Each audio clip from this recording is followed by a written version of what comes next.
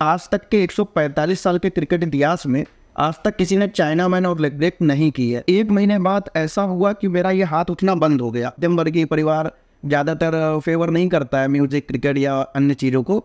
ना तो मैदान है, ना कोच है और ना वो खेल दिखाई देते हैं। उस समय पर्टिकुलर टाइम में एक नया बैट लेना भी बड़ा मुश्किल था। इनफैक्ट मैं नई बॉल भी नहीं खरीद पा रहा था। ये गेंद को हमने इस तरह से पकड़ा और कलाइयों से इस तरह से फेंकना, इसको लेग ब्रेक कहते हैं। आप अगर रिसर्च भी करोगे तो भारत में आपको चाइना मैन गेंदबाज नहीं मिलेगा। से कोविड आया और उसके बाद वो स्पॉन्सरशिप भी चले गए तो समस्या और भी बढ़ गई। इस दिन हमको मौका मिलेगा तो मेरा कंपटीशन होगा ही नहीं। डेडिकेशन और डिसिप्लिन ये दोनों चीज़ें होंगी तो आप अच्छा क्रिकेटर बन सकते हैं। हम खिलाड़ियों के पास स्किल तो है, पर जो चीज़ें आपने कहा एक्स फैक्टर वो नहीं है कि हमारे पास कोई गॉडफादर नहीं है। मेरा होम टाउन कानपुर है, लेकिन मैं मुंबई से क्रिकेट खेल रहा हूँ वर्तमान में और यहीं से हमको मान्यता मिली है। तो अभी तो फिलहाल मुंबई में ही रह रहे हैं। क्रिकेट में आप कैसे आए, किस उम्र में आए? क्रिकेट में आज से मतलब आप कह सकते हैं लगभग 13 साल पहले क्रिकेट में मैंने एंट्री की प्रोफेशनल क्रिकेट में। और बाकी तो मैं बचपन से ही खेल रहा था, लेकिन जो प्रोफेशनल क्रिकेट में मेरी एंट्री हुई वो वही सन 2010-11 के सीजन में। उस साल मैंने एंट्री की और मेरे कानपुर जो घर है, मेरा घर के नज़दीक एक कमला क्लब करके एकेडमी है, जो उस समय की बहुत ही अच्छी एकेडमी मानी जाती थी। वहाँ जाके हमने क्रिकेट का जो है पदार्पण किया, डेब्यू किया, वहाँ पे प्रैक्टिस स्टार्ट करी।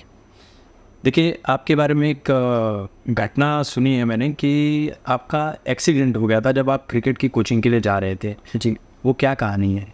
एक्चुअली में ये बात है सन 2014 की। जनवरी का महीना था और मैं ग्राउंड के लिए जा रहा था और अपनी साइकिल से ही मैं ग्राउंड जाता था। लेकिन उस समय मैं कमला क्लब की जगह कानपुर साउथ नाम का एक ग्राउंड है जो मेरे घर से लगभग 5 से 6 किलोमीटर दूर था। तो मैं साइकिल से जा रहा था, लेकिन मैं साइकिल से अपने रास्ते पे जा रहा था सीधे, पर एक रॉन्ग साइड से मोटरसाइकिल वाले ने सामने से आके टक्कर मारी। और जो टक्कर लगी थी तो उस समय जब मेरे टक्कर लगे तो मैं अपने दाएं कंधे के बल गिरा था रोड पे। और चोट तो थोड़ी आई, पर क्या था कि एक मानसिक मतलब जो मेरा जो मेंटली आप कह सकते हैं लेवल ऐसा था कि कभी भी इस तरह की चीज़ें या छोटी मोटी चोटों पे ध्यान नहीं देते थे। और वही चीज़ हमने किया। हमने लगभग 1 महीने तक उस चोट पर ध्यान नहीं दिया और उस समय तक हम सीधे हाथ से ही गेंदबाजी करते थे, थ्रो मारना, हर चीज़ सीधे हाथ से करते थे। तो वो हम लगातार करते रहे, लेकिन वो चोट लग चुकी थी। और 1 महीने बाद ऐसा हुआ कि मेरा ये हाथ उठना बंद हो गया। और मतलब एक प्रैक्टिस सेशन के दौरान मैं बॉल डाला था, अचानक काफ़ी ज़्यादा दर्द हुआ। फिर हमारे जो उस समय के कोच थे उन्होंने बोला कि आप एक बार चेकअप कराओ। जब चेकअप कराया गया तो पता चला कि मेरे जो लिगामेंट है कुछ ओपन हो चुके हैं। और मतलब डॉक्टर ने हमको ये सलाह दी कि आप कम से कम 6 से 8 महीने क्रिकेट से दूर रहें और सीधे हाथ का उपयोग मत करें क्रिकेट में, वरना आपका शोल्डर पूरी तरह से डैमेज हो जाएगा। तो ये घटना उस समय हुई। अच्छा, जब ये घटना हुई तो आपका जब सड़क पर एक्सीडेंट हुआ तब क्या उस वक्त आप होश में थे? कोई उठाने वाला वहाँ से था या आप खुद चल कर आए आप घर पे? नहीं, होश में थे, क्योंकि चोट जब लगी थी तो मतलब सामने से टक्कर तो लगी थी, लेकिन हम खुद ही तैयार हो गए थे। और उसके बाद फिर मैं ग्राउंड भी गया था। आप समझिए कि साइकिल का मेरा टायर पूरी तरह से टेढ़ा हो गया था, तो साइकिल को रिपेयर करा, उसके बाद ग्राउंड गया। जैसा कि हमने आपको बताया कि हमने 1 महीने तक सीधे हाथ को यूज़ किया, लेकिन वो चोट लगी थी, दर्द हुआ था। पर हमने कहा कि ये ऐसे छोटी मोटी लगती रहती तो नॉर्मल हमने आइसिंग करी और नॉर्मल जो होता है ना जेनेरिक ट्रीटमेंट, बस वैसे ही लिया था। लेकिन हमको ये नहीं पता था कि यह चोट इतनी गंभीर हो जाएगी। जैसे कि आम जीवन में बहुत सारे लोग लापरवाही भी कर देते हैं, आप कह सकते हैं कि हमने भी उस तरह से उतना ध्यान नहीं दिया था। लेकिन अब जो ऊपर वाले को मंजूर होता है वही होता है, और ये आगे चल के ऐसी चीज़ें मतलब जो आपने खेल का हमारा सुना है वही कन्वर्ट हो गया, क्योंकि हाथ उठा ही नहीं मेरा। एक्सीडेंट के बाद आपने ये घटना घर पे बताई थी? ये एक्सीडेंट के बाद आपको बताया तो मैंने तो नहीं बताई थी अपनी माता जी को, क्योंकि वो डांटती थी कि वो मतलब एक उस समय भी क्रिकेट को, जैसा आपको पता है मध्यम वर्गीय परिवार ज़्यादातर फेवर नहीं करता है म्यूजिक, क्रिकेट या अन्य चीज़ों को। तो हमने छुपा लिया था ये बात। जब ज़्यादा गंभीर हो गई थी बात तो उनको पता ही चल गई थी, तो भी हमको डांट उस समय भी सुनने को मिली थी।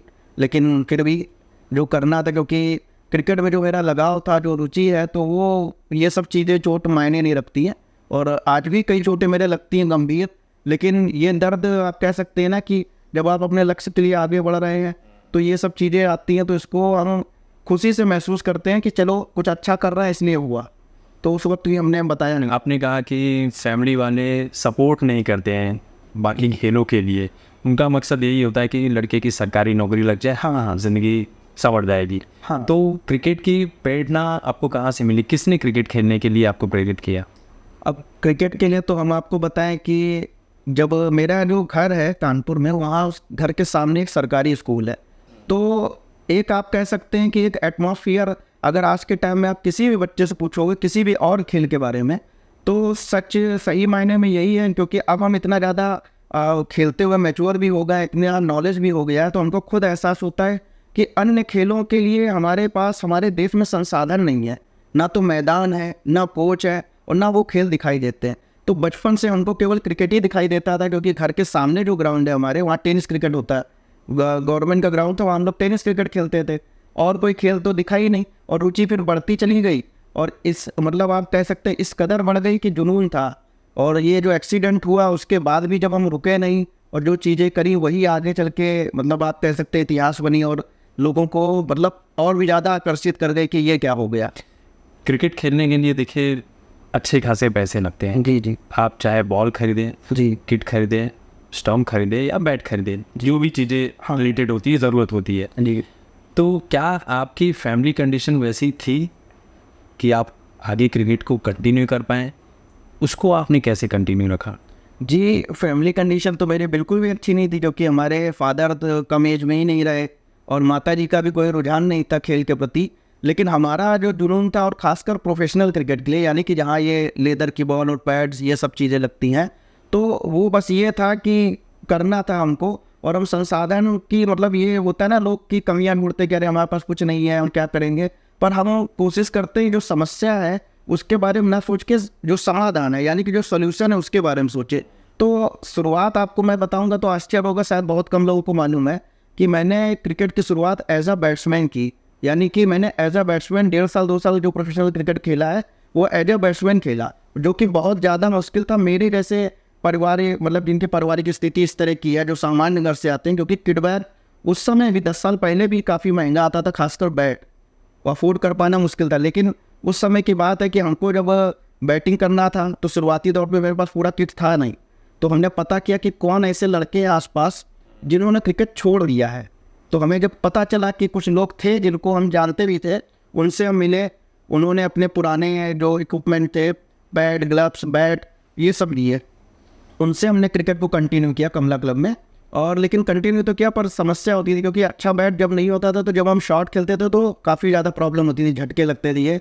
तो फिर हम उधार मांग के और कैसे भी करके उनसे जो है हमने बैट लिया और करा। लेकिन फिर हमको जल्दी एहसास हो गया कि जो क्रिकेट चल रहा है अपने देश में, बैट्समैन बहुत ज़्यादा है, पर बॉलरों की कहीं ना कहीं कमी है, और आज भी वो कमी दिखाई देती है। क्योंकि अपने देश में आज भी जसप्रीत बुमराह एक ही हैं, हार्दिक पांड्या जैसे ऑलराउंडर एक ही है इतने बड़ी कंट्री में, लेकिन बैट्समैन की लाइन लगी है।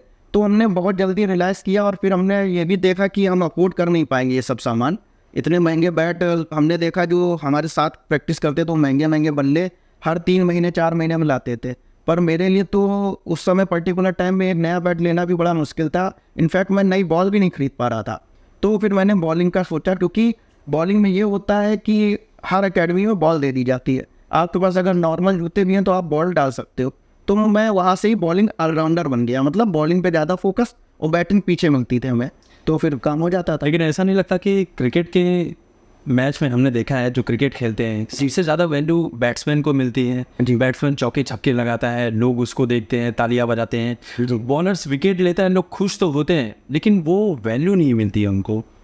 ये सही बात आप कह रहे हैं। एक्चुअली में क्रिकेट को आप कह सकते हो, बहुत बड़े बड़े खिलाड़ी जो लीजेंड खिलाड़ी हैं जैसे सुनील गावस्कर जी हो गए, या बड़े बड़े जो लेजेंडरी, उन्होंने भी कहा कि क्रिकेट जो है बैट्समैन ओरिएंटेड गेम है। यहाँ तक कि अभी IPL भी चल रहा है, तो आप देखेंगे दर्शक केवल चौके छक्के देखने ही जाते हैं, ना कि कोई विकेट ले रहा है या कोई अच्छा कर रहा है तो नहीं। लेकिन गलत चीज़ है ये। इसी वजह से हमारे देश में जो गेंदबाज हैं उनको उतना प्रोत्साहन नहीं मिलता है, और जो अच्छी फैमिली से बिलोंग करते हैं वो हमेशा बैटिंग ही करना चाहते हैं। क्योंकि आपको अगर थोड़ा सा भी आप नज़र करेंगे, या जो भी क्रिकेट से जुड़े लोग हैं, तो आप देखिए कि जो बॉलर होते हैं उनको कितनी मेहनत करनी होती। हम जो गेंदबाजी करते हैं नेट्स पे प्रैक्टिस में, एज इट इज़ मैच में करते हैं, क्योंकि हम लोग खड़े होकर केवल बॉल नहीं डालते नेट पे कि आप। लेकिन देखिए कि जो नेट प्रैक्टिस होती है, अभ्यास जो होता है, उसमें जो बल्लेबाज वो कभी सिंगल डबल नहीं भागता है, वो शॉट खेलता खड़ा रहता है। पर हम तो वैसे ही बॉल डालते हैं जैसे मैच में पूरा रनअप लेके प्रॉपर एफर्ट से बॉल डालते हैं, तो हमको तो उनसे ज़्यादा मेहनत लगती है। लेकिन बहुत सारे लोग मतलब क्रिकेट में आप कह सकते हैं कि सब बैट्समैन को ही देखने जाते हैं, और बहुत सारे लोग ये कहते भी हैं कि जो बॉलर है वो मजदूर है, क्योंकि वो मजदूरी जैसा बॉलिंग में बहुत एनर्जी लगती है। जी, बहुत ज़्यादा एनर्जी लगती है, एफर्ट लगता है, और उतना हमको वैल्यू मिलता नहीं, खासकर भारत में, क्योंकि कुछ देश ऐसे हैं जहाँ पे बॉलर बहुत उनको तवज्जो दी जाती है, जैसे कि हमारा पड़ोसी मुल्क पाकिस्तान है, वहाँ पे गेंदबाज क्यों इतना ज़्यादा वो करते हैं राइस, क्योंकि उनको इतनी वैल्यू दी जाती है, वो लोग और जोर से डालते हैं। पर हमारे यहाँ मोहम्मद शमी को इस साल इतना ज़्यादा तवज्जो दिया गया, जबकि मोहम्मद शमी लगभग 3 से 4 वर्ल्ड कप खेले हैं और हर साल हमने अच्छा परफॉर्मेंस किया, पर उनको क्रेडिट सिर्फ इस साल दिया। इस साल उनको अर्जुन अवार्ड मिला, लेकिन आप देखिए 2015 में भी बहुत अच्छा रिकॉर्ड था मोहम्मद शमी का वर्ल्ड कप में, 2019 में भी उन्होंने अच्छा किया था, लेकिन हमारे देश में बॉलरों को तवज्जो ही नहीं दी जाती। इस वजह से कहीं ना कहीं जो नॉर्मल घर से भी जो बच्चे होते हैं, मिडिल क्लास के भी, वो भी सोचते हैं कैसे भी करके बैटिंग की जाए, बैट्समैन बना जाए। देखिए, स्पोर्ट्स खेलना ये कोई आसान काम नहीं है, आपके अंदर बहुत एनर्जी की ज़रूरत पड़ती है। बॉलिंग में भी बहुत ज़्यादा एनर्जी की ज़रूरत पड़ती है, खासकर जब आप नेक्स्ट सेशन में होते हैं। बैट्समैन तो चलो खड़े होकर बैटिंग कर रहा है, जैसा आपने बताया। जी, तो बॉलर को तो बहुत एनर्जी की ज़रूरत पड़ती है। जी, आप क्या करते हैं उस एनर्जी के लिए? हम आपको बताएं कि बहुत ही साधारण चीज़ें सबसे ज़्यादा ज़रूरी होती है डाइट, एक स्पोर्ट्स पर्सन के लिए। तो मेरी जो डाइट है बहुत ही ज़्यादा नेचुरल रहती है, जो कि आज के टाइम में लोग एनर्जी ड्रिंक लेते हैं या कुछ इस तरह की चीज़ें लेना चाहते हैं, लेकिन हम बहुत ही साधारण डाइट, जो अनाज होते हैं, अंकुरित अनाज, उनका सेवन करते हैं। आयुर्वेदिक जो चीज़ें होती हैं जैसे अश्वगंधा हो गया, इस तरह की चीज़ों, नेचुरल चीज़ों का हम प्रयोग करते हैं। और शाकाहारी है, वेजिटेरियन है, तो उसका हमको फ़ायदा मिलता है, हम अपने गेम पे फोकस भी कर पाते हैं। और जैसा कि मेरा गेम आपको पता ही है कि मेरा गेम नॉर्मल नहीं है, बाकी जितने भी खिलाड़ी उनसे अलग है, और उसमें हमको माइंड का बहुत अच्छा यूज़ करना पड़ता है, वरना शायद हम गेंदबाजी ना कर पाए दोनों हाथों से। अच्छा, ये बात अधूरी रह गई कि जब आपका एक्सीडेंट हुआ, आपका दाहिना हाथ, जी, उसमें तकलीफें आई, कह दिया गया कि आप क्रिकेट नहीं खेल पाएंगे, जी, तो फिर आपने इसको कंटिन्यू कैसे रखा? जी, ये उस समय बहुत ज़्यादा, मतलब आप कह सकते हैं कि ये वैसा समय था कि जिसमें मतलब शायद मेरा क्रिकेट ख़त्म हो जाता एक तरह से। बहुत सारे लोगों की इंजरी की वजह से कैरियर ख़त्म हो जाते हैं, और मेरे साथ भी ऐसा समय था। लेकिन फिर हमने ये सोचा, अपने वो जो समय चल रहा था विपरीत समय की, इतना उसमें भी हम कैसे उभर सकते हैं। तो हमने लगभग 10 से 15 दिन का ब्रेक लिया, सोचा काफ़ी कि और हम क्या कर सकते हैं, क्योंकि सीधे हाथ से तो हम कुछ कर नहीं सकते। और पास्ट में भी जो है काफ़ी ज़्यादा मैंने संघर्ष किया हुआ था, मौके भी नहीं मिल रहे थे, मौके बनाने पड़ते थे, मेहनत भी कर रहे थे। तो या तो फिर हम छोड़ देते और कुछ और करते, क्रिकेट ख़त्म हो जाता, या फिर कुछ और करना था। तो उसी वक्त कुछ आइडिया दिमाग में आया कि एक चीज़ मेरे दिमाग में चलती रहती थी, मेरा उल्टा हाथ जो बायां हाथ है वो कहीं ना कहीं थोड़ा बहुत वर्क करता था, और मैं कभी कभी शौकिया तौर पे, उससे एक्सीडेंट के पहले उल्टे हाथ से कभी कभी मैं बॉल डालता था, लेकिन अलाउ नहीं किया जाता। जैसे आपको पता है स्कूल में और खासकर अपने भारत में कुछ अलग करने जाओगे तो ऑब्जेक्शन बहुत ज़्यादा होता है। तो वही चीज़ था कि कोचेस बोलते थे अरे जब सीधे से डालो ये सब चीज़ें मत करो। पर ये एक जो घटना मेरे साथ घटी थी, ये एक अवसर में तब्दील होने का समय आ चुका था, और मैंने फिर प्लानिंग करी कि कैसे क्या करना है। मैंने पूरा नोट्स बनाए कि हमको इस टाइम पे इस तरह से, और ये चीज़ थी बिल्कुल भी आसान नहीं, क्योंकि उल्टा हाथ मेरा चलता उतना नहीं था, बिल्कुल नॉर्मल ही था जैसा आपका है हमारा वैसे ही। लेकिन हमने कहा कि इसको करने के लिए हमको कुछ टाइम टेबल बनाना होगा, कुछ प्लानिंग करनी होगी। तो जिस ग्राउंड में जाते टाइम मेरा एक्सीडेंट हुआ था, उसी ग्राउंड में मेरे को एक चीज़ मालूम थी कि वहाँ पर गर्मियों के टाइम में, मतलब आप समझिए कि फरवरी के बाद का जो समय था, गर्मियों में 3 साढ़े 3 बजे के बाद वहाँ कोई, उसके बाद ही एकेडमी शुरू होती, उससे पहले कोई नहीं आता, यानी कि दोपहर में वहाँ खाली रहता पूरा ग्राउंड। और क्योंकि हम वहाँ पे जा रहे थे तो हमको परमिशन भी थी, कोई मना नहीं करता। हमने टाइम टेबल सेट किया 12 बजे से 3 के बीच का, कि उस टाइम पे हमको वहाँ जाना है। कुछ बॉलें पुरानी इकट्ठा करी, कुछ सेटअप बनाया, और साथ में उसी वक्त में एक मूवी आई थी भाग मिल्खा भाग, जो आपने देखा होगा, मिल्खा जी की लाइफ पर है। तो वहाँ से हमको एक चीज़ ये भी आ रहा था कि हम फिटनेस के लिए क्या करें, तो वहाँ से हमको एक कॉन्सेप्ट मिला, टायर बांध के जो रनिंग कर रहे थे उसका। अब वो भी इतना आसान नहीं था, क्योंकि टायर इतने बड़े बड़े कहाँ से लाएंगे। तो जब हम ग्राउंड जाते थे, जो हमने ऑब्जर्व किया हुआ था कि वहाँ पर एक पंचर की दुकान थी, तो वो फालतू के टायर वो बड़े बड़े खूब रखे रहते थे दिखाने के लिए, उनका कोई यूज़ नहीं होता था। तो मैंने वहाँ जाके भी बात करी कि भैया ये टायर हमको 1 घंटे के लिए चाहिए, और आपका जो चार्ज है बताओ। तो 10 रुपये घंटे के हिसाब से वो हमें दे देते थे। अच्छा। वो हमने सेटअप किया, प्लस मैंने रनिंग स्टार्ट की नॉर्मल रस्सी सब बांध के, और एक साइकिल का टायर ट्यूब होता है उसको अपने शोल्डर में, क्योंकि उस टाइम पीरियड में जब मैंने आपको बताया मैं प्रॉपर ट्रीटमेंट भी नहीं ले पा रहा था। आप बड़े वाले टायर की बात करें जो ट्रकों में लगा, हाँ, जो DCM में होता है लगभग उसका अप्रॉक्सीमेटली वेट 36 kg के आसपास था। आपने वीडियो अगर मेरा देखेंगे तो आपको नज़र आएगा वो। और उस समय मेरा वेट बहुत कम था, मेरा वेट 47 kg था उस टाइम पीरियड की हम बात बता रहे हैं। और वो टायर जो मैंने बांधा था और गर्मियों का टाइम शुरू हो गया था, लगभग 30+ टेम्परेचर हो जाता था, 32-35 तक जाता था। तो मैंने वो सेटअप किया, लेकिन समस्या ये आ रही थी जो रस्सी मैं अटैच कर रहा था टायर से अपने शोल्डर के लिए या बैक के लिए, वो टूट रही थी। वो रस्सियाँ एक्चुअली में रगड़ खा के टूटने लग रही थी। तो अब उसके लिए भी रास्ता ढूंढना था। फिर मेरे दिमाग में आया जो डॉग को जो बांधने की चैन होती है लोहे वाली, वो उसको बांधते हैं। तो फिर हमने वो कलेक्ट किया, मतलब वो लिया परचेस करके, उसको अटैचमेंट करके फिर मैंने स्टार्ट किया। और ये रनिंग और जो मेरा बॉलिंग का जो शेड्यूल था, क्योंकि मैं पुरानी बॉलें लेके हाथ चलता नहीं था, तो उस टाइम पीरियड में मैं आपको बताऊं कोई कोच भी नहीं रहता था, क्योंकि ये तो मैं अपनी तरफ से कर रहा था ना, कोई क्यों, और पर्सनल कोच अफोर्ड करने की तो मेरी उस समय भी कोई हैसियत थी नहीं। तो मैंने ये स्टार्ट किया, रनिंग करते थे फिटनेस के लिए और बॉल डालते थे अपना इस हाथ को चलाने के लिए। पर कमाल की बात ये हुई कि मैं सीधे हाथ से लेग ब्रेक डालता था, जो कि लेग स्पिन डालता हूँ, रिस्ट स्पिन अभी भी, और उल्टे हाथ से मैं लेफ्ट आर्म जो इजी वे होता है, जो जडेजा और बहुत सारे लेफ्ट आर्म बॉल डालते हैं, वो मैं नहीं डाल पा रहा था। तो मैंने चाइना मैन बॉलिंग करने की स्टार्ट की। जो हमारे शहर के कुलदीप यादव बॉलर, जो जिनका नाम सुना होगा आपने, वो भी चाइना मैन डालते हैं। तो मैंने लेफ्ट हैंड से जब चाइना मैन का ही स्टार्ट किया, तो वो मेरे से ईजिली, मतलब अपेक्षाकृत लेफ्ट आर्म की तुलना ये मेरा होना शुरू हुआ। तो हमने इस पर ही वर्क करना शुरू किया और कंटिन्यू करते रहे। तो 6 महीने के अंदर मेरा हाथ काफ़ी हद तक अच्छा चलने लगा था। और ये शोल्डर को एक्सरसाइज करके उस टाइम पीरियड पे हम सही कर रहे थे। तो ये भी एक लगभग मान के चलिए 8-9 महीने में ये भी मूव करने लगा था। तो इस तरह से ये चीज़ें हुई। मतलब आप दोनों हाथों से ही गेंदबाजी करने लगे। जी, आपने कहा चाइना मैन बॉलिंग, क्या है ये चाइना मैन बॉलिंग? देखिए चाइना की जाती है वो ज़रा। चाइना मैन क्या है हम आपको बताते हैं। देखिए, जो लेग ब्रेक गेंदबाजी होती है, जैसे कि सीधे हाथ से जो लेग स्पिन करते हैं, कलाइयों से जो गेंदें फेंकी जाती हैं। अब कलाइयों से आप कहेंगे क्या, देखिए ये गेंद को हमने इस तरह से पकड़ा और कलाइयों से इस तरह से फेंकना, इसको लेग ब्रेक कहते हैं, ठीक है। और कलाइयों से फेंकने वाली गेंदबाजी को लेग स्पिन करते हैं। और जब ये सीधे हाथ की जगह उल्टे हाथ से फेंकेंगे, यानी कि ये रिस्ट स्पिन कहते हैं। जब हमने ये गेंद उल्टे हाथ से लेफ्ट हैंड से पकड़ी और इसको यूँ फेंका कलाइयों से, मतलब यूँ कलाइयों से फेंकना। और ये कठिन इसलिए होता है क्योंकि आप अगर इस तरह से, सपोज एक एग्जाम्पल, आपने गेंद को पकड़ा इस तरह से, वो कहीं निशाना लगाना ऐसे तो इजी मार दोगे, पर अगर ऐसे निशाना लगाना इस तरह से तो ये कठिन होता है। इसलिए ये गेंदबाजी सबसे टफ आर्ट मानी जाती है पूरे वर्ल्ड क्रिकेट में। मतलब अगर आप स्पिन में अगर देखेंगे तो सबसे कठिन चाइना मैन और लेग ब्रेक ही माना जाता है। कंधे का भी ज़्यादा इस्तेमाल। हाँ, इसमें बॉल के साथ साथ शोल्डर पे भी कंट्रोल होता है, क्योंकि गेंदे फेंकना, वेरिएशन करना, मतलब चाइना मैन हो गया, गुगली हो गया, तो शोल्डर और इसमें कंट्रोल लगता है। और बहुत ज़्यादा दिमाग का यूज़ भी होता है, क्योंकि 22 गज पे फेंकना होता है हमें, कोई छोटे मोटे इसमें नहीं है, उस पर कंट्रोल करना, वेरिएशन करना। इसीलिए आप खुद देख रहे होंगे कि अभी भी लगभग 7 साल हो गए हैं। 2017 में डेब्यू किया था कुलदीप यादव ने इंडिया के लिए, और आज तक आप अगर रिसर्च भी करोगे तो भारत में आपको चाइना मैन गेंदबाज नहीं मिलेगा।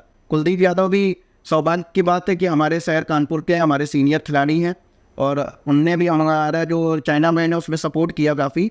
क्योंकि जब मेरा एक्सीडेंट हुआ, ये हमने तैयार किया, उसके बाद नेक्स्ट ईयर हम उनसे मिलने गए, लगभग 1.5 से 2 महीने उनकी एकेडमी में उनके साथ रहे, तो उन्होंने भी हमको काफ़ी टिप्स दी और आज भी मार्गदर्शन करते हैं व्हाट्सएप के माध्यम से।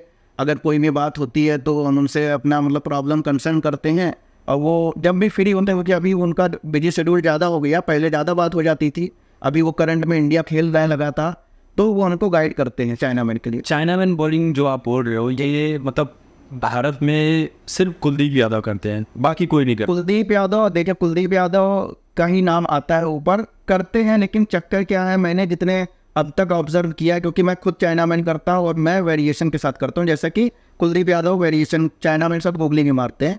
लेकिन मैंने जितना ऑब्जर्व किया कि जितने भी आते हैं जो नेचुरल, देखिए मेरे साथ केस ये है कि कुलदीप यादव जो है, कुलदीप भाई हैं, तो वो नेचुरल लेफ्टी हैं। वो मतलब उल्टे हाथ से लिखते भी हैं, उल्टे हाथ से बैटिंग भी करते हैं और थ्रो भी उल्टे हाथ से मारते हैं। पर मेरे साथ क्या था कि मैं सिर्फ उल्टे हाथ से बॉलिंग करता हूँ, थ्रो भी 30 यार्ड में मार सकता हूँ, लेकिन बाउंड्री से नहीं, क्योंकि मैंने इसके लिए कोई स्पेशल ट्रेनिंग तो ली नहीं है। लेकिन मैंने ये नेचुरल नहीं था, डेवलप किया है, बाई प्रैक्टिस किया है। लेकिन मैं चाइना मैन और गुगली सारी चीज़ वेरिएशन से कर सकता हूँ। लेकिन जो आप कह रहे हैं, जैसा आपको बताया मैंने कि ज़्यादा बॉलर नहीं है, वो इस वजह से भी नहीं है क्योंकि इसमें थोड़ा सा एक मेंटली वो चीज़ें रहती हैं, गेंदें हाथ से छूट जाती हैं और रन भी पड़ जाते हैं काफ़ी। आपने अगर मैच देखा होगा तो कुलदीप यादव जो बॉलिंग डालते समय विकेट तो लेते, लेकिन कई बार वो मार भी खा जाते हैं, काफ़ी रन भी खाते हैं। तो ये जो चीज़ें कठिन होती हैं खासकर, तो उससे लोग घबराते हैं। वो सोचते क्या, जो मैं आपको बता रहा हूँ कि मैंने जितने भी बॉलर जो मिले, मैं उनको एडवाइस देता हूँ कि आप चाइना मैन डालो, जो नेचुरल लेफ्टी होते हैं, लेकिन उनकी हिम्मत नहीं पड़ती। वो कहते नहीं भैया, हम ये लेफ्ट आर्म ही अच्छा है, ये सिंपल है, ये इसी में कर लेंगे। तो उनकी जब हिम्मत ही नहीं है तो कैसे पड़ेंगे। अच्छा एक बात बताओ, जो नॉर्मल स्पिन करते हैं और ये चाइना मैन, विकेट किसको ज़्यादा मिलता है? चाइना मैन को। इसीलिए तो कुलदीप यादव इंडिया के क्या खासियत होती है इस बॉल? खास ये होती है कि जब हम कलाई से गेंद फेंकते हैं तो हमारी गेंदों पे एक्स्ट्रा बाउंस मिलता है किसी भी विकेट। जैसे आपने सुना होगा कि इंडिया में विकेट स्पिन ट्रैक कभी बना देते, कभी फ्लैट विकेट होते हैं। जैसे अब कुलदीप यादव ना सिर्फ इंडिया में, अगर वो ऑस्ट्रेलिया में जहाँ बिल्कुल फ्लैट ट्रैक है, जहाँ गेंद घूमती नहीं है, वहाँ पे भी हम लोग घुमा सकते हैं बॉल। मतलब जो रिस्ट स्पिनर है, जैसे हम चाइना मैन या लेग ब्रेक दोनों की बात कर रहे हैं, तो उनको विकेट इसीलिए मिलते हैं और उनकी बहुत हाई वैल्यू होती है, क्योंकि हम गेंद को दोनों तरफ मूव करा सकते हैं। गेंद को हम चाइना मैन में फेंकते हैं, गेंद अंदर आती है सीधे बल्लेबाज के लिए, लेकिन जब हम गुगली फेंकते हैं इस तरह से, तो गेंद पड़ के बाहर चली जाती है। तो इस तरह के गेंदबाजों की बहुत हाई डिमांड रहती है। और अगर आप IPL का देखेंगे उठा के, जितने भी रिस्ट स्पिनर हैं सबको काफ़ी अच्छे पैसे मिलते हैं।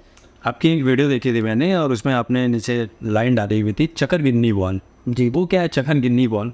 एक्चुअली मैंने बताऊँ कि जैसा आपको पता ही है कि चाइना में सर मेरा नेचुरल तो राइट हैंड था लेग ब्रेक, तो चक्कर गिन्नी बॉल एक्चुअली मैं वर्क कर रहा हूँ। और मैं आपको रियलिटी बताऊँ कि मैं काफ़ी ज़्यादा ऑब्जर्व करता हूँ क्रिकेट को, फॉलो भी करता हूँ, देखता हूँ, और ना सिर्फ स्पिनर को, फास्ट बॉलरों को भी देखता हूँ। तो जैसे रिसेंट में मोहित शर्मा आप देख रहे होंगे, गुजरात टाइटंस में बॉल डालते हैं, उनका एक जो मेन वेपन है वो है back of the hand medium pace ball. यानी वो गेंद को इस तरह से पकड़ते हैं और गेंद को बैक ऑफ द हैंड इस तरह से फेंकते हैं, उल्टा ये स्लोवर बॉल फेंकते हैं। एक ही हो गया। और दूसरा आपने सुना होगा रिवर्स स्विंग बॉल, जो बॉल होती है रिवर्स स्विंग। तो मैं आपको एक घटना बताता हूँ, जब मेरा एक्सीडेंट हुआ था उस दौरान मैं सीधे हाथ से गेंदबाजी बिल्कुल नहीं कर सकता था, लेकिन मैंने कुछ जो डॉक्टर थे उनसे कंसल्ट किया, तो उन्होंने कहा आप झटके के लिए कुछ तेज अगर चाहो तो फेंकने की कोशिश करो। तो उसी दौरान मैं, एक मेरे कोच है वहाँ कानपुर में, मतलब परिचय था मेरा, तो उनकी अकेडमी में गया। वो पेस बॉलर थे, संजय दीक्षित जी नाम था उनका, संजय दीक्षित सर है, तो वो पेस बॉलर थे। तो उनके पास जब मैं गया तो वो पेस बॉलर के कोच थे, मैं तो स्पिनर ही था, लेकिन सीधे हाथ से मैं कुछ वैसा कर नहीं सकता था, तो उनसे नॉलेज लेता था। तो उन्होंने मेरे को रिवर्स स्विंग के बारे में बताया कि गेंद को जब बॉल को पकड़ के आगे की ओर खींचते हैं, इस साइड से जैसे बॉल को खींचते तो रिवर्स होती है बॉल, और पुरानी बॉल। तो वो चीज़ें हमने उनसे सीखी थी। और ये बैक ऑफ द हैंड मैंने देखा था। अब मेरे दिमाग में चलता रहता है, एक्चुअली मैं कोशिश करता हूँ कि ज़्यादा से ज़्यादा समय खुद को दूँ। मतलब मैं बहुत भीड़ में और या पब्लिक में जाकर टाइम नहीं ख़राब करता हूँ, कोशिश करता हूँ अपने खेल के बारे में सोचूँ या जो भी ज़रूरी काम है वो करूँ। तो मैंने दिमाग में मेरे चल रहा था कि मोहित शर्मा जो बैक ऑफ द हैंड फेंकते हैं, तो हम ये तो कर ही सकते हैं, लेकिन इसमें स्पिन में कैसे करें, क्योंकि हम स्पिनर हैं, फास्ट तो है नहीं, तो क्या करना है। तो वो रिवर्स स्विंग मेरे दिमाग में घुमा, तो हमने दोनों रिवर्स स्विंग और बैक ऑफ द हैंड जो मीडियम पेस की वेरिएशन, उनको फ्यूजन कर दिया, दोनों को मिला दिया, और चक्कर गिन्नी बॉल का डेवलप हुआ। वो इस तरह से मैं फेंकता हूँ अपने लेग ब्रेक में, गेंद को इस तरह से मैंने पकड़ लिया। उसके बाद जब आते हैं तो बॉल को बैक ऑफ द हैंड ऐसे यूँ करके खींचते हैं, मतलब इस गेंद को मैं खींचता हूँ पीछे से। बैक ऑफ द हैंड में जब खींचते हैं बॉल को तो रिवर्स होती है।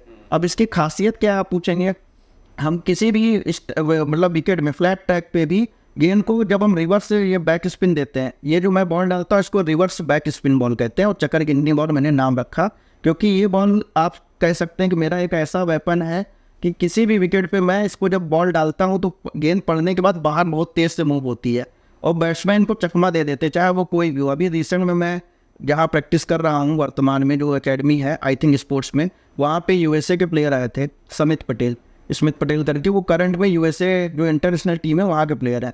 तो मैंने उनको भी ये वेरिएशन डाला और वो पिक नहीं कर पा रहे थे। और भी जहाँ पे मैं जाता हूँ रणजी ट्रॉफी प्लेयर आते हैं छत्तीसगढ़ के, विदर्भा के, तो मैं ये वेरिएशन जब डालता हूँ तो वो पिक नहीं कर पाते, वो गेंद इतना बाहर की ओर मूव होता है कि वो फंस जाते हैं उस पर, मतलब मैं ईजिली आउट कर देता हूँ। अच्छा ये बात बताइए कि आप जो बॉल डालते हैं प्रैक्टिस सेशन में, आपको विकेट्स मिलती है, स्टंप पे हिट होती है बॉल आपकी? मेरी बॉलें देखिए, विकेट का मतलब आपको भी पता है क्रिकेट में सिर्फ बोल्ड तो ऑप्शन नहीं है, मैं स्टंपिंग कराता हूँ। बोल्ड तो तब होता है ना जब मैच में बोल्ड मारते हैं, क्योंकि मैच में क्या करते हैं बैट्समैन, हटते स्टंप छोड़ते हैं। नेट्स में तो कोशिश करते हैं कि खेलने का, लेकिन मेरा कोशिश रहता है, जैसे आपको मैं एक बता दूं कि आपने टेस्ट मैच देखा होगा, बिल्कुल। टेस्ट मैच में आपको याद है स्लिप रहती है, स्लिप का मोटिव रहता है कि गेंद उन तक पहुँचे।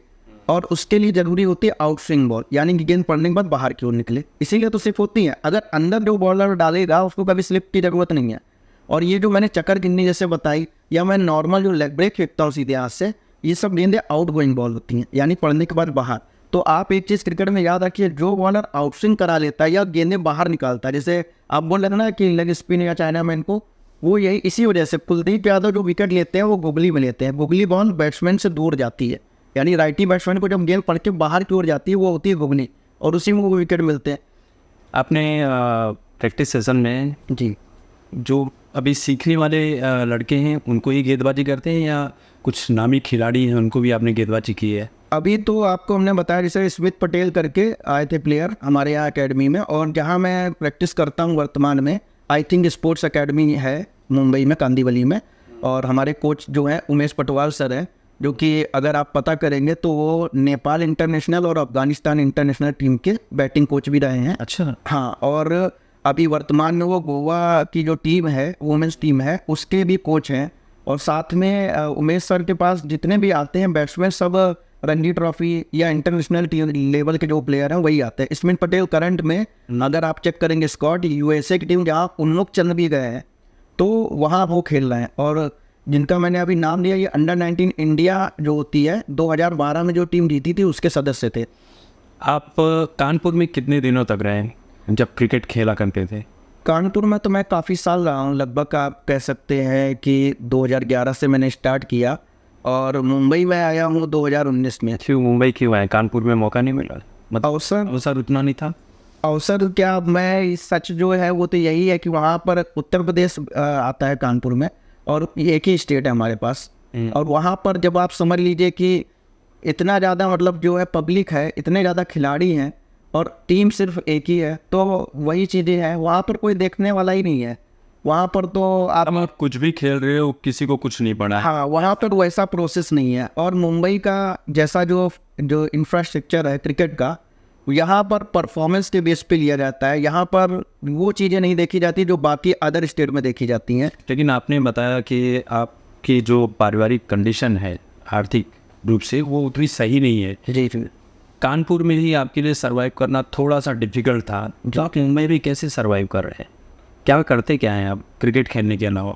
मुंबई में तो देखिए क्रिकेट के अलावा अभी वर्तमान में जैसे वीकेंड होते हैं, जो यहाँ मुंबई में एकेडमी 3 दिन बंद रहती हैं। मतलब आप फ्राइडे के बाद सैटरडे संडे मंडे, तो साइड में हम अंपायरिंग की जॉब करते हैं। अंपायरिंग का एक शिफ्ट होती है 9-10 घंटे, कभी कभी 12 घंटे की, उसमें कुछ पैसे आते हैं। उसके अलावा हम कुछ चैनल्स से जुड़े हुए हैं जिसमें हम वीडियो बनाते हैं स्पोर्ट्स एडिटर के रूप में। तो क्रिकेट का नॉलेज है, तो जैसे IPL अपडेट देना या उससे जुड़े हुए कुछ वीडियो बनाते हैं, तो कुछ थोड़ा बहुत खर्चा पानी, और बाकी कुछ ना कुछ हमें सहयोग मिल जाता है। जैसे वर्तमान में हमको एक भैया है, तो उन्होंने सहयोग के लिए ऑफिस दिया रहने के लिए, सुभाष यादव जी नाम है उनका, तो उन्होंने हमको एक ऑफिस दिया है पूरा, और बोला है कि आप यहाँ रहो और बाकी आपको जो भी ज़रूरत हो बताइए। तो उनका भी एक चैनल है, उसके लिए भी मैं कुछ वीडियो बना देता हूँ। आपको मुंबई में कितना साल हो गया? मेरे को 2019 में मैं आ गया था, दिसंबर में आया था। उसके बाद कोविड और ये सब चीज़ें आई, तो फिर मेरे को 1 साल 1.5 साल वापस जाना पड़ा, लेकिन मैं फिर 21 में वापस आ गया। फिर तब से इधर ही। जब पहली बार आप आए थे, अकेले आए थे जी, क्या प्रॉब्लम क्या आई आपको? प्रॉब्लम्स तो बहुत थी, लेकिन हाँ उस वक्त कोविड के पहले थोड़ी चीज़ें बेहतर होना शुरू हुई थी, क्योंकि कुछ कंपनियों ने हमको सहयोग के रूप में स्पॉन्सरशिप दी थी। उस टाइम पे छोटे अमाउंट थे, लेकिन ये था कि हमको अकेले वर्ग के लिए सर्वाइव करने की मतलब ठीक था मेरे लिए, तो उस टाइम ठीक है। लेकिन जैसे कोविड आया और उसके बाद वो स्पॉन्सरशिप भी चले गए, तो समस्या और भी बढ़ गई, क्योंकि स्ट्रगल तो मैंने शुरुआती दौर से किया है और अनगिनत जॉब्स की हैं। मतलब ऐसे ऐसे जॉब्स की हैं कि जिसके साथ कल्पना में नहीं कर सकते। किस तरह के जॉब्स किए आपने? जैसे मैंने कोरियर बांटने का काम किया, छोटे छोटे जो कोरियर्स होते हैं। और इसके अलावा मैंने मुंबई में, मैं आपको बताऊं तो मैंने वेटर्स का काम भी किया है होटल्स में। जो होटल्स होते हैं 5 स्टार होटल या जो भी है, तो उस तरह के उसमें वेटर्स का काम किया मैंने। इसके अलावा यहाँ मुंबई में मैंने कुछ दिन पोहा भी लगाया, लेकिन वो चला नहीं, किसी एक भैया थे उनके साथ मिलके। इसके अलावा काफ़ी ज़्यादा मतलब आप मार्केटिंग के जॉब किए हैं, काफ़ी ज़्यादा प्रमोशन, किसी का कुछ मिल गया तो प्रमोशन कर देना, और बहुत छोटी छोटी आप मतलब इतने जॉब किए हैं कि कानपुर में तो अनगिनत जॉब किया है। कानपुर में क्या क्या किया था आपने? कानपुर में मैंने सर्वे किए हैं घर घर जाके, जो डोर टू डोर होता है। किस तरह के सर्वे? सर्वे जैसे कि किसी बैंक का सर्वे आ गया, जैसे एक जनधन योजना करके कोई योजना होती थी शायद, उनकी नहीं जनधन योजना नहीं, सॉरी, ये मुख्यमंत्री जो थे वो पहले अखिलेश यादव, उन्होंने पेंशन योजना कोई जो थी होती थी, जो 1,000 या कोई भत्ता देते थे, कोई बेरोजगारी भत्ता करके, उसका सर्वे किया मैंने। पीएनबी का एक आया था। तो 2 बजे तक हम मार्केटिंग के काम करते थे, जैसे कि घर दिखाना, ये जो प्रॉपर्टी डीलिंग का इसके टाइम में बोलते हैं। इंश्योरेंस सेक्टर में भी मैंने पॉलिसियाँ भी सेल करी हैं, जो इंश्योरेंस एजेंट करते हैं, इसका काम भी किया है। इसके अलावा सोनी की कंपनी थी, तो उसका जो भी प्रोडक्ट मिल जाते थे, DTH हो गया, इसको दिखाना, कुछ ना कुछ, मतलब इतने काम पकड़ के रखते थे कोई ना कोई चल ही जाए। आज छोटे मोटे अनगिनत 25-30 काम कर लिए। हाँ, और किसी भी काम में मतलब वो सक्सेस नहीं मिल पा रही थी। नहीं तो मेरे को सक्सेस चाहिए ही नहीं थी ना उसका। सक्सेस मतलब कि आपका एक काम हो जो आप जॉब भी करते रहे और अपनी क्रिकेट को भी खेलते रहे, लेकिन बाकी कामों में भी उतना बैठ नहीं पा रहा था। नहीं। आपको लग रहा है कि मतलब आपकी जो क्रिकेट अभी की है, आप विकेट्स ले लेते हैं, अच्छे बैट्समैन को बीट वगैरह भी कर देते हैं, सब कुछ करते हैं, आपको कभी डोमेस्टिक क्रिकेट में, IPL में या इंडियन क्रिकेट टीम में खेलने का मौका मिलेगा? अब हमारा तो कोशिश यही है, क्योंकि देखिए अभी भी मैं सबसे ज़्यादा बैक अपने खेल को सिर्फ इस वजह से करता हूँ, मेरा खेल कॉमन नहीं है। अगर ये कॉमन होता, अब आपको मैं बताता हूँ, 3 दिन पहले मयंक यादव का नाम आया, 156 की बॉल डाली। उससे पहले किसी ने मयंक यादव का नाम सुना था या कभी कहीं पर भी आपने सुना हो? मैंने मयंक यादव का नाम सुना था, मैं थोड़ा बहुत जानता था, पर ये नहीं जानता था वो इतना तेज फेंक रहा है, और कोई भी नहीं जानता था। लेकिन जब वो सामने आया तो आज क्या बात चल रही कि उसको इंडिया टीम में लेना चाहिए। अवसर मिलने की बात है, बस अवसर मिलने की बात है। और आप बताएं, जो मेरा गेम है, 17वां सीजन चल रहा IPL का, और पूरी दुनिया में आप उठा के देख लीजिए, क्रिकेट हर जगह खेला जाता है। लेकिन हम जो बात आपसे कहने जा रहे हैं वो हमने खुद भी रिसर्च करी है, उसके बाद कह रहे हैं कि आज तक के 145 साल के क्रिकेट इतिहास में आज तक किसी ने चाइना मैन और लेग ब्रेक नहीं की है, और हम कर रहे हैं दावे के साथ, विथ वेरिएशन और क्वालिटी के साथ। तो अगर ये मेरा खेल सामने आता है तो इसको कौन इग्नोर कर पाएगा? बस समय की बात है, क्योंकि मुंबई इंडियंस ने हमको रिजर्व प्लेयर रखा। उनके जो टैलेंट स्काउट्स हैं वो आज भी हमसे जुड़े हैं, लेकिन वो क्या मतलब उनके अंदर भावना है या क्या चीज़ उनके दिमाग में चल रही है को नहीं आइडिया। अच्छा, ये इतने सारे लोग क्रिकेट खेलते हैं पूरे भारत में जी, कभी ऐसा मन में आता है कि इतने सारे लोग खेल रहे हैं, क्या मुझे मौका मिल पाएगा? अरे मैं कितना भी अच्छा खेलता हूँ, किसी की नज़र पड़ पाएगी? क्योंकि ऐसा मैंने सुना है कि क्रिकेट में बहुत सारी पहचान की भी ज़रूरत होती है आगे बढ़ने के लिए। आपको लगता है मतलब इतना इजीली मिल जाएगा आपको चांस? ईजिली कैसे हो सकता है? फादर चाहिए। ईजिली तो है ही नहीं ना, क्योंकि मैंने ऑलरेडी 10-11 साल दे दिए हैं। अब जो मिलेगा वो तो मेरी मेहनत का ही फल है। क्योंकि ईजिली तो तब होता है ना जब मेरा एक्सीडेंट हुआ, मैंने उभर के आया, मेरे इतने इंटरव्यू हर जगह चैनल में सब कुछ आया, उस वक्त अगर मिल जाता तो भी वो ईजी ना होता। क्योंकि ईजी मेरे लिए कुछ नहीं है, ईजी मेरे लिए मुंबई में एक दिन रहना भी नहीं है। क्योंकि जो चीज़ें हम फेस कर रहे हैं वो जो मेरे साथ एक दिन रहेगा उसको समझ में आ जाएगा कि क्या फेस कर रहा है। तो ईजी तो कुछ भी नहीं है, लेकिन हाँ मेरे को उम्मीद इसलिए है कि मेरा खेल अलग है, और कहीं पर भी मैं बॉल डालूंगा तो मेरा खेल अलग दिखेगा। जैसे 156 की स्पीड दिख रही है ना, वैसे मेरी गेंदबाजी उससे भी अलग दिखेगी। क्योंकि जो चीज़ हम कर रहे हैं वो कर पाना तो मतलब आप दूर की बात आप सोच भी नहीं सकते हैं। क्योंकि हमने देखा कई लोगों से हम बोलते हैं कि लोग करके दिखाओ, क्योंकि मजाक में तो लोग बहुत सारे बोलते थे कि हम भी दोनों हाथ से ये कर देंगे, लेकिन करना और कहना मतलब बहुत बड़ा फ़र्क होता है। तो वो चीज़ आसान नहीं। आप मुंबई में एक जगह पर जब प्रैक्टिस कर रहे थे एक स्टेडियम में, तो जब पहली बार आपसे मिलना हुआ था तो आपने बताया था कि वहाँ पर यशस्वी जायसवाल भी प्रैक्टिस करने आते हैं। जी जी, कभी मिलना हुआ है आपका? साहब मैंने बॉल डाली है उसी टाइम पीरियड में जब आपसे बात हुई थी, ये कोविड के पहले का वक्त है। तब रिसेंट में यशस्वी जायसवाल का IPL में मतलब जो है उनका राजस्थान रॉयल ने लिया था, पर वो इंजर्ड होके वापस आए थे। तो ये एयर इंडिया कलीना की बात है, ज्वाला सिंह सर जो यशस्वी जायसवाल के कोच रहे, मैं उनके पास ही उस टाइम पर जा रहा था। तो यशस्वी जायसवाल को मैंने बॉल डाला है और चाइना मैन बॉलिंग ही की है। और मैं आपको बिल्कुल सत्य वाक्य बता रहा हूँ, चाइना मैन जब मैंने बॉलिंग की, क्योंकि यशस्वी जायसवाल मैं जानता हूँ काफ़ी अच्छा प्लेयर है और स्पिन भी बहुत अच्छी खेलता है। तो वहाँ पे जो मेरे साथ बॉल डाल रहे थे वो सबको हिट कर रहा था, बहुत लंबा लंबा मार रहा था। पर मैं जब यशस्वी जायसवाल को बॉल डाल रहा था, जो चाइना मैन में आपको बताया कि मैं एक तरह की बॉल नहीं डालता, जो मेरे वेरिएशन है वो भी करता हूँ। तो मैंने जो बॉल यशस्वी जायसवाल को डाली तो यशस्वी जायसवाल उस समय पिक नहीं कर रहा था, मतलब हमको अटैक नहीं कर पा रहा था। अब मेरा कोई उससे निजी तो व्यवहार था नहीं, वो तो मैं तो बॉलर के रूप में ही उसके सामने था, तो ये भी नहीं कहा जा सकता कि नहीं आपका जानने वाला हो, मेरा कोई जानने वाला नहीं था। पर वो मेरे को मार नहीं पाया, कई बार मैंने मिस टाइम कराया। और नेट के बाद यशस्वी ने मेरे से पूछा उत्कर्ष कौन सा बॉल डाल रहे थे, ये कुछ समझ में नहीं आ रहा था, मतलब क्या था, गुगली था कि चाइना मैन। तो मैंने उसको एक्सप्लेन किया कि मैं गुगली भी मार रहा था और मिक्स कर रहा था इस तरह से। तो मैंने यशस्वी को डाला है, सरफराज को भी डाला है, और भी अच्छे जो प्लेयर हैं काफ़ी लोगों को मैंने बॉल डाला है। अच्छा, यशस्वी की लाइफ भी कुछ ऐसी ही थी। जी जी यहाँ पे अकेले सरवाइव किया है यशस्वी ने, और क्रिकेट भी खेली है, आप देखिए वो कहाँ पे हैं। ऐसी लाइफ आपकी भी मिलती जुलती है। जी, ये तो है। यशस्वी जायसवाल का भी स्ट्रगल था, लेकिन यशस्वी जायसवाल के साथ थोड़ा सा अच्छा ये हो गया, शुरुआती दौर पे ही उसको ज्वाला सिंह सर मिल गए। और ज्वाला सर जो थे, जो यशस्वी जायसवाल के कोच रहे, उन्होंने पूरा उसको माहौल दे दिया क्रिकेटिंग वाला। क्योंकि उन्होंने, जो आपको मैं बता रहा हूँ कि ज्वाला सर से जब मैं मिलने गया तो शुरुआत में जब मीटिंग हुई तो उन्होंने मेरे को पूरी घटना बताया कैसे क्या हुआ। तो यशस्वी जायसवाल को ज्वाला सर लेके आया अपने पास, अपने फ्लैट में रखा, अपने बच्चे की तरह रखा, और लगभग 8 साल तक रखा। जो उसका खर्चा, खाना पीना जो कुछ भी था सब उन्होंने अफोर्ड किया, उसको एक माहौल दे दिया। पर मेरे साथ क्या था कि जो कुछ भी करा है अब तक तो अपने उस पर ही किया। और कहा जा सकता है, अगर आप सोचोगे तो आपको समझ में भी आएगा कि मैं मेंटली तौर पे कुछ ज़्यादा मतलब अपने आप को मजबूत मानता हूँ। क्योंकि जो चीज़ें मैंने फेस की हैं शायद ही यशस्वी जायसवाल ने फेस की हूँ। उसका तो जो एक आर्टिकल आता है कि पानी पूरी और बस, इससे ज़्यादा कुछ नहीं। पर मैंने इतने काम किए हैं कि लिस्ट में बनाएंगे तो लिस्ट में मतलब ख़त्म होने का नाम नहीं है। तो मेंटली रूप से इतना स्ट्रांग है, और हम इसको अच्छा भी मानते हैं। क्योंकि कई बार क्या होता है, जैसे कुलदीप भाई का बताया कि उनका बैड फेज आया तो वो डिप्रेशन में चले गए थे, 2 साल तक कुछ हो नहीं रहा था। पर हम कुछ मानते नहीं हैं। जब हमने इतने बुरे दिन देख लिया, तो जब कोविड भी आया था ना, तो कोविड से भी ज़्यादा बुरा समय हम देख चुके थे। तो कोविड भी मेरे लिए नॉर्मल टाइम था। तो इसलिए ये चीज़ें क्या होता है ना कि लोग बहुत सारे बिखर जाते हैं, मतलब बहुत से एजुकेटेड और बहुत से अच्छी फैमिली वाले भी, कोई छोटी मोटी, कोई 10th में फेल हो गया तो पता चला आप पढ़ते होंगे सुसाइड कर लिया।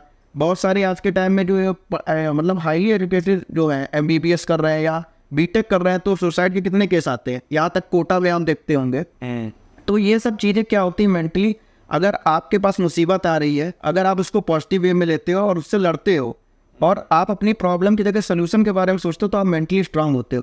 और ये मेरा कोई मतलब आप ये नहीं कह सकते हैं कि हमने कसम खाई है कि नहीं क्रिकेट में ही कुछ करना, पर क्रिकेट में हम इतना अच्छा कर रहे हैं, और यही सोच की वजह से मैंने अपने खेल को इतना डेवलप किया है कि कंपटीशन को ही ख़त्म कर दिया। जिस दिन हमको मौका मिलेगा तो मेरा कंपटीशन होगा ही नहीं, और न सिर्फ 1 साल के लिए, आगे तक के लिए नहीं होगा। कैसे मजबूत कैसे रखा है अपने आप को? क्या मतलब ऐसी चीज़ है आपके अंदर जो, आपने जैसा बताया कि लोग छोटी छोटी बातों में सुसाइड अटेम्प्ट कर लेते हैं, आपके सामने इतनी सारी प्रॉब्लम है, क्रिकेट भी खेलना है, सपने भी पूरे करने हैं, मुंबई में खुद को जीवित भी रखना है, कैसे मजबूत रखते हैं?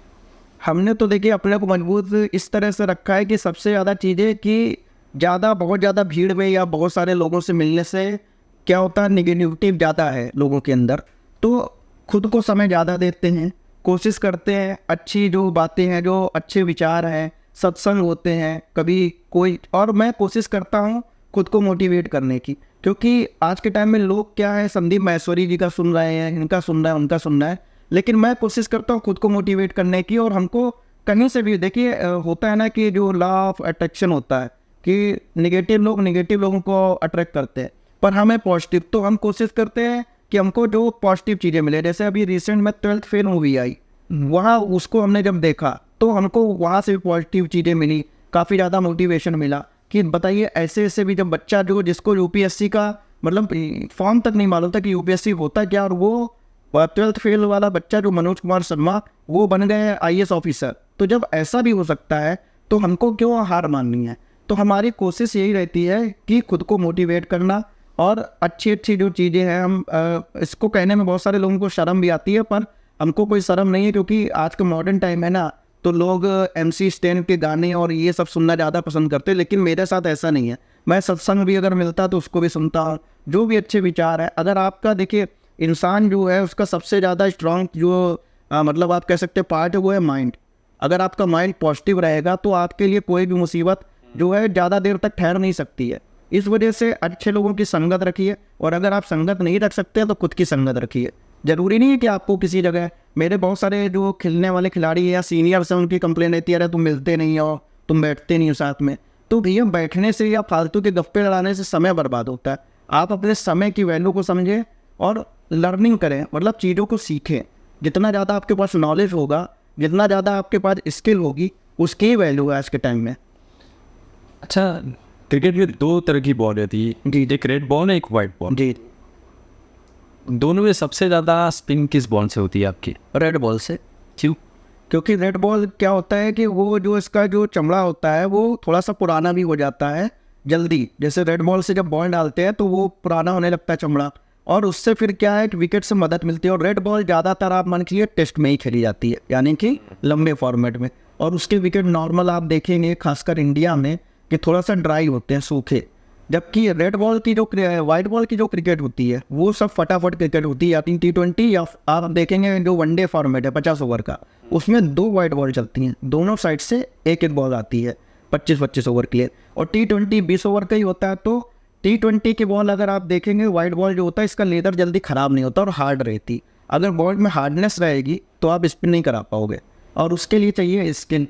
तो इसीलिए आपको हमने बताया ना कि जो रिस्ट स्पिनर होते हैं ये इसलिए सक्सेसफुल है क्योंकि ये लाल बॉल में भी कराते हैं गेंद को स्पिन और वाइट बॉल में भी। जबकि आप देखेंगे रविंद्र जडेजा जो टेस्ट मैच में कितना विकेट लेते हैं, अश्विन कितना विकेट लेते हैं, 500 ले लिया। लेकिन वाइट बॉल में क्या होता है, वाइट बॉल में नहीं ले पाते हैं क्योंकि ये लोग फिंगर स्पिनर है, मतलब ये जो है उंगलियों से गेंद नचाते हैं, और वाइट बॉल नहीं घूमती है। फिर जब घूमती नहीं है तो बैट्समैन मारता है छक्के। ये होता है फ़र्क। इसलिए वाइट बॉल के लिए सबसे ज़्यादा ज़रूरी होते हैं रिस्ट स्पिनर। एक अच्छा क्रिकेटर बनने के लिए आपके अंदर क्या होना चाहिए? अच्छा क्रिकेटर बनने के लिए सबसे ज़्यादा ज़रूरी है अनुशासन। स्किल होनी चाहिए लेकिन अनुशासन, और सबसे ज़रूरी है एक अच्छा इंसान होना। क्योंकि देखिए डिसिप्लिन अगर आपके अंदर होगी, डेडिकेशन और डिसिप्लिन ये दोनों चीज़ें होंगी तो आप अच्छा क्रिकेटर बन सकते हैं। लेकिन मेरा मानना है कि अच्छा क्रिकेटर से ज़्यादा ज़रूरी है आपको एक अच्छा नागरिक होना, एक अच्छा इंसान होना, और सबसे ज़्यादा ज़रूरी है पॉजिटिव होना। क्योंकि बहुत सारे खिलाड़ियों को मैंने जो जितना देखा, ऑब्जर्व किया अपने 10-11 साल के इस क्रिकेट की जर्नी में, वो अच्छे बैकग्राउंड से भी होते हैं लेकिन उनको अर्ली सक्सेस चाहिए। उनको लगता है कि आज मैंने बॉल पकड़ी है और 1 साल के अंदर मैं IPL खेल जाऊँ, उसके अगले साल इंडिया खेल जाऊँ। लेकिन आपके सामने अनेकों उदाहरण हैं, रिंकू सिंह है, यशस्वी जायसवाल है, इन्होंने एक प्रोसेस को फॉलो करके आए हैं। और मेरी जो बात, मैंने भी इतना लंबा स्ट्रगल किया। मैंने भले कोई बड़ा अभी लेवल नहीं खेला है कि मैंने रणजी ट्रॉफी या IPL नहीं खेला, पर मैं एक प्रोसेस से चल रहा हूँ। शॉर्टकट लिया होता तो मैं क्रिकेट छोड़ देता। अगर शॉर्टकट करना होता तो 10 साल छोड़ देता, फिर शायद मैं 1 ही साल में छोड़ के चला जाता। क्योंकि आज के जो खिलाड़ी हैं, अभी IPL चल रहा है, IPL ख़त्म होते ही समर वेकेशन होगा और बहुत सारे घर के बच्चे पेरेंट्स सब अकेडमी में भीड़ लग जाएगी। पर वो लोग सोचते हैं कि बहुत जल्दी, क्रिकेट एक बहुत ज़्यादा, आपको मैं रियलिटी बताऊँ, हार्ड वर्किंग गेम है। लोगों को जो ये चमक धमक और ये जो दिख रही चीज़ें, वो उसके लिए बहुत मेहनत करनी पड़ती है। IPL से ज़्यादा ज़रूरी है आपको जो नीचे स्तर पे मेहनत करना। लेकिन अब IPL को मतलब बहुत सारे लोग तारीफ भी करते हैं कि बहुत चांसेस मिलते हैं, लेकिन मेरा मानना है IPL की वजह से बहुत ज़्यादा क्रिकेट और बाकी खेल भी डिस्टर्ब हो रहा है। क्योंकि IPL में बहुत ज़्यादा पैसा इन्वॉल्व है, और जब ज़्यादा पैसा होता है तो फिर क्या होता है कि जो हाईली जो प्रोफाइल जो फैमिली से बैकग्राउंड से आते हैं, वो अपने बच्चों को भेजते हैं अकेडमी में और इन्वेस्टमेंट करते हैं कि इसके ऊपर मैं इतना पैसा लगा दूंगा और ये शायद खेलेगा तो रिटर्न मिलेगा। पर ऐसा है नहीं। और उससे क्या होता है जानते हैं, उससे जो नॉर्मल घर के बच्चे होते हैं या जो मिडिल क्लास के जो बच्चे होते हैं, जो वाकई में स्किलफुल है, टैलेंटेड है, उनको अवसर नहीं दिया जाता है। रणजी ट्रॉफी एक क्राइटेरिया रखा गया है IPL के लिए कि कम से कम 5 रणजी ट्रॉफी मैच खेला होना चाहिए, तब आपको IPL के ऑप्शन में नाम जाएगा। पर रणजी ट्रॉफी और जो डोमेस्टिक सर्किट के मैच होते हैं उस तक ये नॉर्मल खिलाड़ी पहुंच ही नहीं पाते, क्योंकि उसके पहले जो अच्छे फैमिली के जो होते हैं खिलाड़ी या जो खेल रहे होते हैं, तो वो पूरा सोर्स सिफारिश लगा के वहाँ तक उनको पहुँचा देते हैं। नॉर्मल वाले तो स्किल तो है, पर जब मौका ही नहीं है तो क्या है। नहीं तो आप खुद सोचिए, मयंक यादव की बात इतना हो रही है 3 दिन से, मयंक यादव की बात अभी तक उससे पहले क्यों नहीं हो रही थी? उसको क्यों प्रॉपर मौके उतने नहीं मिल रहे थे? और गौतम गंभीर भाई जो है, उन्होंने ही मयंक यादव को भी मतलब ढूंढने में ये मदद की, नवदीप सैनी को भी वही लाए। तो जितने भी खिलाड़ियों को लेके आते हैं, आयुष बदौनी का नाम सुना होगा, लखनऊ सुपर जायंट में जो खेल रहा है लड़का, उसको भी गौतम भाई लेकर आए। तो जो चीज़ें मतलब आप समझिए कि इतना टैलेंट है और ये चीज़ें हैं। यहाँ तक कि आप KKR का एक खिलाड़ी है सुयश शर्मा, मैंने लास्ट ईयर KKR के साथ 3 दिन का कैंप किया था, तो वहाँ पर भी वो था।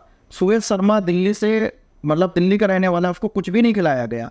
इनफैक्ट उसने सिर्फ 1 मैच खेला था 25 का, और उसके बाद उसको कुछ भी खिलाया नहीं गया, तो उससे पहले तक उसने खुद अपने इंटरव्यू में बोला।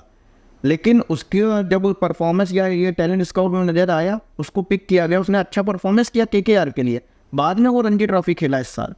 तो ऐसी चीज़ें इसीलिए होती हैं क्योंकि हम खिलाड़ियों के पास स्किल तो है, पर जो चीज़ें आपने कहा एक्स फैक्टर, वो नहीं है कि हमारे पास कोई गॉडफादर नहीं है, हमारे पास कोई उस लेवल का बैकग्राउंड नहीं है, और ना हमारे पास कोई पीआर टीम है कि जो सोशल मीडिया में छाई रहा है। यदा कदा जो इंटरव्यू हुए, जो खेल की वजह से जो हमने किया है, वही होते हैं। जबकि जिनके पास पीआर टीम होती है तो उनके लगातार दिखाए जाते हैं, उनके कोई ना कोई खड़ा ही रहता है, आपने देखा ही नहीं है। कुछ आखिरी बात अपनी तरफ से कहना चाहेंगे? अब हमारी तो आखिरी और पहली बात यही है कि अगर आपको कुछ करना है ज़िंदगी में तो सबसे ज़्यादा ज़रूरी है सेल्फ बिलीव। अगर आपको अपने ऊपर विश्वास है तो आप कुछ भी कर सकते हैं।